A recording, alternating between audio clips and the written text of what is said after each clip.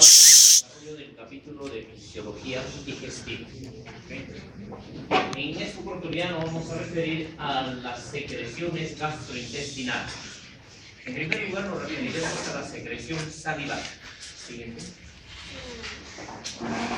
Desde el punto de vista general, las glándulas salivales, como pueden observar, tienen un control eminentemente nervioso.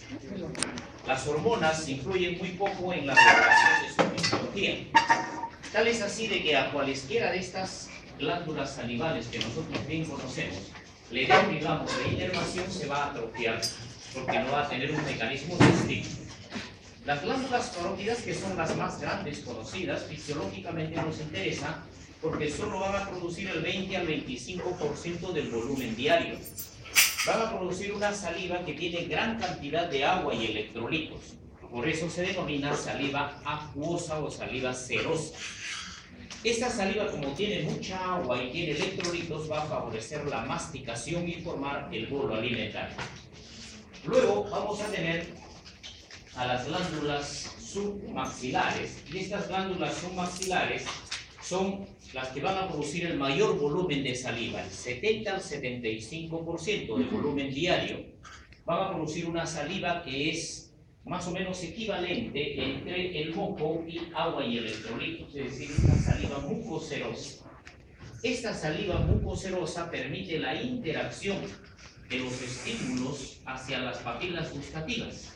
Entonces esto nos va a permitir saborear el gusto que tienen los alimentos. Y la saliva, las glándulas más pequeñitas, las glándulas sublinguales, que son numerosas, producen solo el 5% del volumen diario y producen una saliva mucocerosa, es decir, abundante moco y escasa cantidad de agua y electrolitos. El moco, bien sabemos, tiene una característica fisiológica: disminuye la tensión, favorece el deslizamiento, y esto va a favorecer la deglución de los alimentos.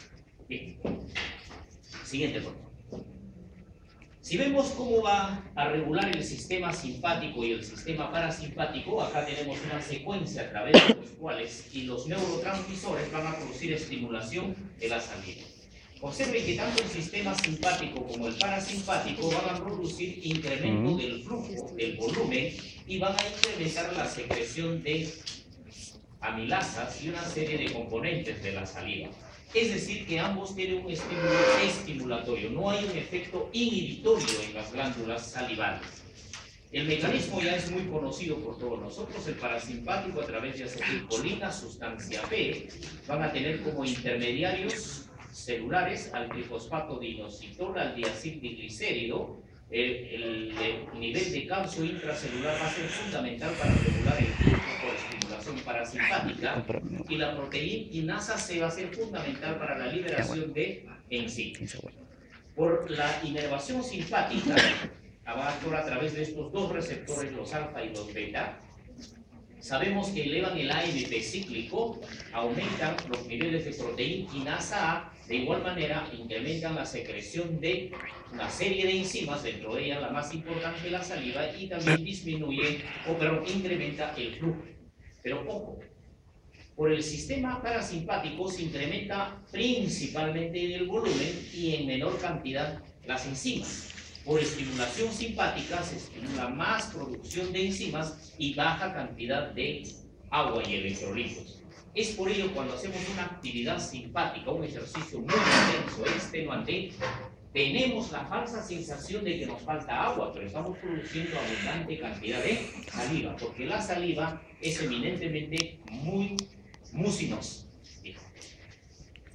Como hemos observado, las terminaciones nerviosas son fundamentales para la estimulación, pero tiene que haber irrigación y va a tener un propio mecanismo muy importante para su propia autorregulación en el flujo. Y el mediador va a ser los metabolitos de la bradiquinina. Entonces, la bradiquinina es fundamental para regular el mecanismo de vasodilatación. Más vasodilatación llega a más flujo, más agua, más electrolitos. Siguiente. Siguiente. Sí, ahí.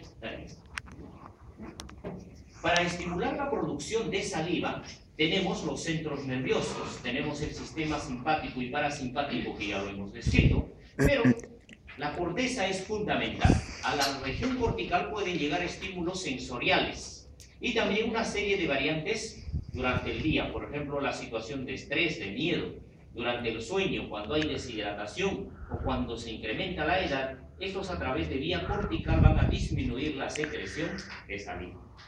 Sí, hay una sensación de olores agradables, hay reflejos condicionados, estos estimulan la corteza, van al centro de la salivación que está en el bulbo, vía simpática y parasimpática incrementan la secreción salival.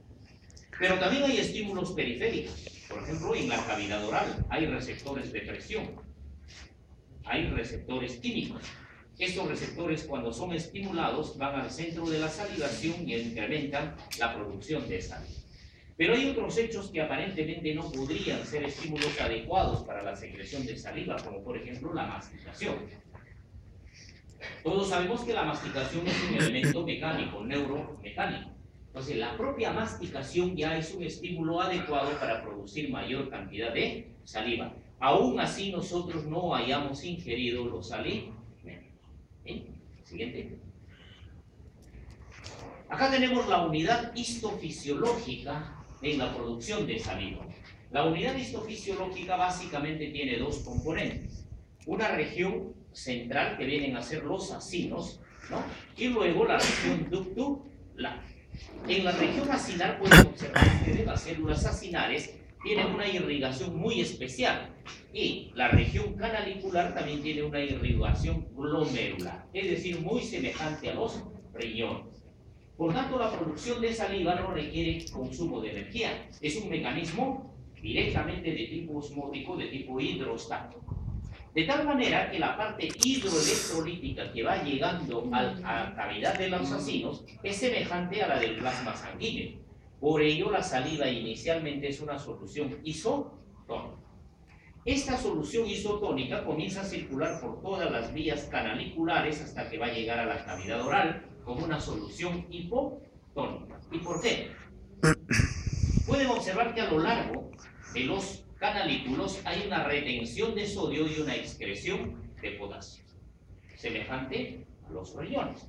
Los riñones son retenedores de sodio y perdedores de potasio. Lo mismo sucede a nivel de las glándulas salivales. Pero como tiene una función también glomerular, hay sustancias que pasan de la circulación hacia los canalículos, como ocurre el mecanismo de excreción renal. Podemos ver de que se va a excretar la urea, se va a excretar en las cantidades pequeñas de yodo, aminoácidos e incluida la glucosa, que podemos encontrarlo en cantidades muy pequeñísimas en la saliva. Bien, siguiente. El control nervioso, decíamos, es básico para las funciones de las células acinares, de las células ductulares y del mecanismo de irrigación. El mecanismo de control es directo. Si observamos a las células acinares, podemos observar de que hay unas células acá que se llaman las células miofiliales. Están a manera de una lapa en la parte basolateral. Si hacemos un corte transversal, acá tenemos representada la célula mioepitelial, otra célula mioepitelial y otra célula mioepitelial. Pueden observar que rodean totalmente al acino para favorecer con su contracción de que estos gránulos puedan alcanzar la parte luminosa. Siguiente, por favor. Acá pueden observar ya hay una representación que ya requiere ser tridimensional, de cómo envuelve al acino para que con sus contracciones haga un efecto de constricción y de esta manera favorezca la secreción. Y acá vemos ya las células cuando hay inmunofluorescencia. Se pueden distinguir perfectamente a las células mioepiteliales. Siguiente. Una célula acinosa. Esta célula acinosa, ven acá en la representación, tiene todo un aparataje bioquímico de transporte hidroelectrolítico. Todo este aparataje hidroelectrolítico depende de los receptores adrenérgicos y acetilcolinérgicos y del estímulo simpático y parasimpático. Cuando llega el estímulo adecuado sobre su receptor, inmediatamente intracelular hay una elevación de los niveles de calcio. Cuando estos niveles de calcio alcanzan un nivel crítico mínimo, inmediatamente comienzan a activarse una, dos o más sistemas de transporte iónico, dependiendo de la necesidad de nuestro órgano. O sea que esta es una regulación sumamente fina. Para al final obtener una parte hidroelectrolítica de acuerdo a los requerimientos de nuestro organismo. Siguiente. La saliva se produce por dos mecanismos. Un mecanismo, ya hemos dicho, hidroelectrolítico y un mecanismo de proteínas u otros componentes. La saliva primaria es hidroelectrolítica. Acá podemos ver cómo esta célula sinar va a liberar agua, cloro, bicarbonato y sodio. Para que estas sustancias, estos iones, alcancen la parte luminal, es necesario de que se haya activado previamente esta bomba universal, que es la bomba de sodio-potasio ATPasa. Inmediatamente se activó esta bomba de sodio-potasio ATPasa. Para mantener el equilibrio homeostático se desplazan una serie de iones intracelulares, de tal manera que a las finales van a permitir la llegada de estos cuatro elementos al lumen de la célula. Simultáneamente también va a haber excreción de proteínas y mucinas hacia el lumen. Todo esto se realiza por un mecanismo llamado exocitosis. El estímulo va a ser a través del tipo acetilcolina y de la norepinefrina. Vemos de que acá la acetilcolina actúa sobre las células mioepiteliales con los receptores M3 para favorecer su contracción. Ya hemos visto cómo va a ser un efecto de constricción. Además van a actuar sobre los receptores muscarínicos 1 de las células acinares para elevar el trifosfato de inositol, liberar los niveles de calcio intracelular. Estos calcio ya libres van a favorecer el mecanismo de la exocitosis. Por otro lado, los estímulos norepinefrínicos, o sea, los simpáticos, van a actuar sobre sus receptores beta 2. Estos elevan el AMP cíclico y este AMP cíclico de igual manera va a estimular la exocitosis. Se comprueba lo que decíamos, simpático y parasimpático tienen mecanismos estimulatorios para la secreción salival, uno mayor para la parte hidroelectrolítica y otro mayor para la parte mucínica. Siguiente. Las células ductulares. Los ductos también están revestidos por unas células. Y esas células también tienen una actividad importante de intercambio iónico. Y podemos observar que en la parte del intersticio y en la parte luminal se diferencian por la presencia de una serie de transportadores iónicos. En la parte intersticial o vasolateral tenemos receptores para acetilcolina y alfa-adrenérgicos. De igual manera, interactúa acá el neurotransmisor, eleva los niveles de calcio y de acuerdo a los niveles de calcio se va a activar la excreción de potasio bicarbonato, de hidrogeniones y del propio sodio y agua. Esto está regulado por las necesidades de nuestro organismo. Siguiente. Si tomamos una muestra de saliva, medimos la cantidad de electrolitos y lo comparamos con el plasma sanguíneo, acá podemos comparar los niveles de electrolitos. Fácilmente advertimos que en el plasma hay mayor cantidad de sodio y en la saliva menor cantidad de sodio. Esto hace de que sea una solución hipotónica. Es una de las pocas soluciones de nuestro organismo que es hipotónica. Todas las demás son isotónicas. La cantidad de bicarbonato, cloro y potasio, de igual manera podemos ver fácilmente las diferencias. Hay un detalle fundamental. Observe, cuando la producción de saliva es muy baja, es basal, noten de que los niveles de sodio y bicarbonato también son más o menos equivalentes. Pero a medida de que se va incrementando el flujo de la saliva, podemos ver que la cantidad de sodio es la que va a alcanzar mayores niveles, luego la de bicarbonato, y el cloro se va a secretar de forma lineal. En secreción basal, hasta el máximo estímulo, es lineal su secreción. En tanto que el potasio, en un momento basal, en la secreción basal, es ligeramente elevado, luego cae y se mantiene constante, aún así la estimulación continúe para producción de saliva. Si comparamos los niveles fundamentalmente de potasio con la sangre, vean ustedes que en la saliva tenemos más potasio que en la sangre.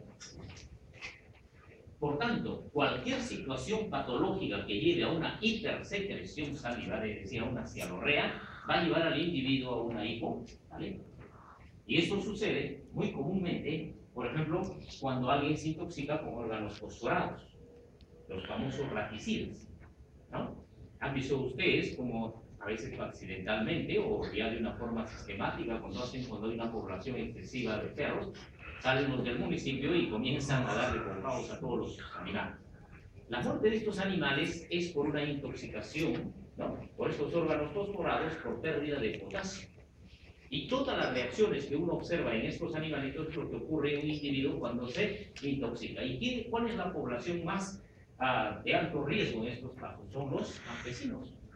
La gente que vive en el campo se dedica a fumigar sus campos de cultivo. A veces no toma las precauciones básicas frente a estos órganos fosforados. A manera de una mochila se coloca en la espalda, ¿no? Y a medida de que van chisgueteando se va acumulando en la parte posterior también el líquido. Y al entrar en contacto con la piel es una superficie de absorción muy eficiente. Absorben esta sustancia y comienzan a tener los efectos tóxicos. O lo más común, cuando se utilizan estos elementos insecticidas, tienen que ellos fumigar contra la corriente, de tal manera que la corriente se lo pueda llevar lejos de ellos. A veces no están advertidos, se olvidaron, cualquier circunstancia, comienzan a irrigar en cualquier dirección y se les comienza a acumular en la piel. Y vienen a los hospitales con un dolor muy intenso de abdomen, vienen con una salivación que a todo el mundo le llama la atención, ¿no? Igual que los perros cuando les dan el veneno, entre comillas, en la calle. Vienen con unas contracciones, con unas convulsiones, vienen con una taquicardia 120, 160 y con diarrea y una midriasis muy importante. Fácil de reconocer por el antecedente y a estos individuos hay que darle tratamiento de inmediato. No olvidemos de darles rápido potasio, porque si no, puede producir un paro cardíaco. Y esta causa de muerte en este tipo de situaciones. Siguiente. Por las salivas también se liberan hormonas. Estos estudios iniciales se deben a nuestros colegas, los veterinarios. Los veterinarios, con la finalidad de aumentar la producción, etcétera, el número de crías, vieron de que muchos animales, sobre todo en algunos tipos de mamíferos, la hembra en la saliva producía gran cantidad de hormonas y esto servía de un estímulo para el apareamiento con el macho.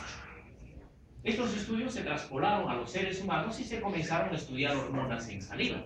Entonces se detectó de que la saliva viene a ser un lugar muy importante para la excreción, por ejemplo, de las hormonas femeninas, en este caso progesterona. Se comenzaron a hacer relaciones lineales para ver con qué patologías o situaciones fisiológicas había esta relación. Y se determinó que había una relación fisiológica muy importante, por ejemplo, en el embarazo. Esta es una curva de producción de saliva en el embarazo. Podemos advertir que hay una relación lineal. Cuando ya pasa determinado nivel del embarazo, la cantidad es muy alta de esta hormona y es hoy en día detectada fácilmente por los análisis en laboratorio. Para el embarazo pasaron muchos ensayos. Se hizo en orinas, se hizo las pruebas en ratas, en sapos, la famosa prueba de Galli-Mainini, ¿no? Se le aplicaba un sapito y se esperaba que el sapito eyaculara para saber si estaba embarazada. Hoy en día se hace en un chip, en la saliva. Es un aparatito muy parecido a los celulares que manejamos, ¿no? Si alguien sospecha de que está embarazada, rapidísimo, como dice la canción, en 30 segundos, ¿sabes? Y se puede programar varias cosas adicionales, ¿no? Incluso el mismo aparatito puede dar el resultado, si es positivo o es negativo. Si viene alguien, es una mujer casada, ansiosa de saber si está embarazada o no, saque la lengua, se le pone el chip, se toma el chip, se introduce en la parte inferior y se le programa para que dé el resultado. Espera 30 segundos en la pantallita, ¿no? Sale positivo. Entonces ahí dice, congratulations. Y la mujer casada feliz de la vida. ¿Okay? Pero si viene alguien en duda, ¿no? Por ahí de que quiere y no quiere, también va a salir la respuesta. Lee, pone, sale embarazado, detecta el aparatito, le dirá, I'm sorry. Entonces, de esta manera detecta el embarazo con facilidad. E incluso se han sensibilizado estos receptores. Hoy en día, por ejemplo, los paramédicos en otros países ya no necesitan estar enviando muestras de sangre de todo el laboratorio. En un chip pueden detectar sodio, potasio, creatinina, glucosa, urea, el embarazo.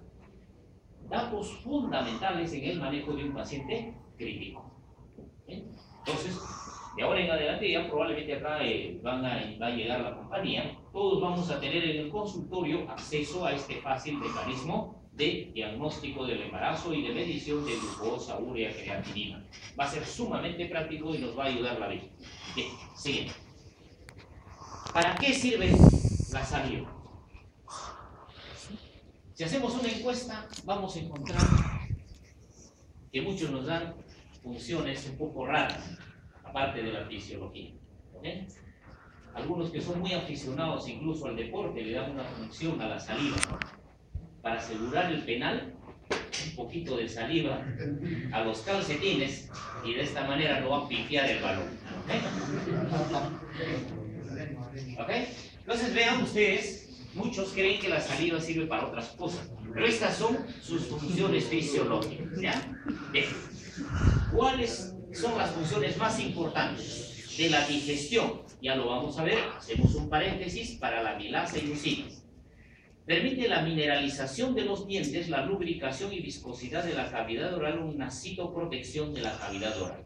Los correspondientes en colores son las sustancias que realizan esa función. Si nosotros evitáramos que la saliva llegue a la cavidad oral, el epitelio que tenemos, sabemos, es un poliestratificado plano no queratinizado. Entonces, para su supervivencia, para su homeostasis, si no hay saliva, se desecan, se deshidratan y muerte segura. Y esto para evitar la saliva, fundamental. Para la mineralización de los dientes, la saliva es fundamental. Muchas personas tienen caries o son muy proclives a caries y el odontólogo se rompe la cabeza curando y recurando las caries, ¿no? Le echan la culpa a las bacterias y todo lo demás. ¿Por dónde va la cosa? El buen odontólogo dice, esto puede ir por mala calidad de saliva. Entonces analiza la saliva y si tiene mala calidad de saliva, va a corregir el problema en las glándulas salivales y se va a evitar de estar manejando las caries. Cuando el pH de la saliva es muy ácido, es cariógeno. Entonces hay personas que producen saliva muy ácida. Entonces a estas personas hay que corregir eso. ¿Qué otras funciones tiene la saliva? Es antimicótica, antiviral y antibacteriana. En la saliva hay sustancias que pueden ver ustedes acá que tienen estas funciones, pero lógico tienen un límite, porque hay sustancias que no, esta sustancia antiviral no va a matar. Por ejemplo, el virus de la hepatitis B, por la saliva puede haber virus de hepatitis B, pero no hay función antiviral porque el virus es sumamente resistente. El virus del HIV, por ejemplo, ¿se puede transmitir fácilmente el HIV por saliva? Es rarísimo. Según algún estudio que hizo un investigador, dijo que se necesitaba más o menos 3 litros de saliva para contaminar una herida y de esta manera contagiar por el VIH por saliva, lo cual pues es casi imposible, ¿no? ¿Y por qué? Porque el virus del VIH es muy sensible a muchas sustancias naturales que hay en la glándula salival. ¿Sí? Lo mismo sucede con los hongos. Y en muchos animales tienen más poder antiviral, antibacteriano y antifúngico. Por ejemplo, en el perrito. Se han visto en casa. El perrito tiene una herida que hace instintivamente. Se lame.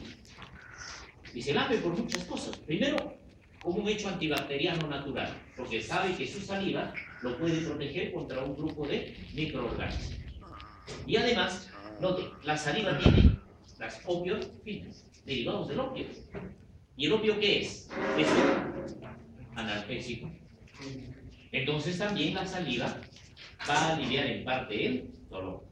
Así que ya saben, miren, el animalito ya sabe, para no tener mucho dolor y ya protegerse contra las bacterias, porque no puede ir a ninguna farmacia, ¿no?, a comprar directamente sus productos, ya la naturaleza nos ha proveído de estos servicios. Lógico que el dolor va a proteger hasta determinado nivel, nada más. Todos los dolores no se van a aliviar con las opiofinas, pero algunos de los dolorcitos sí por ahí pueden aliviar. Por eso la saliva es fundamental. Analgésico, es antibacteriano, es de citoprotección, mineralización y de digestión. Siguiente. La saliva produce todas estas proteínas.